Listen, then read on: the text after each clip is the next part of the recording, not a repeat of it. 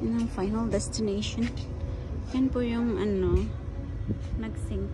Wala, nag-half na siya. Dati ano, ito yung nag-sink na barko. Yan o. Naka-half na siya. Hindi na natanggal. Years na. Ganyan. So, wait lang natin ang ating kapatid. Ayan.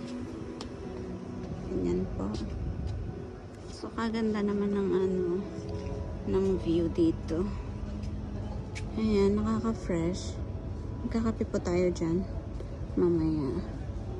Ayan, ang daming mga tao dito. Anong tawag nito?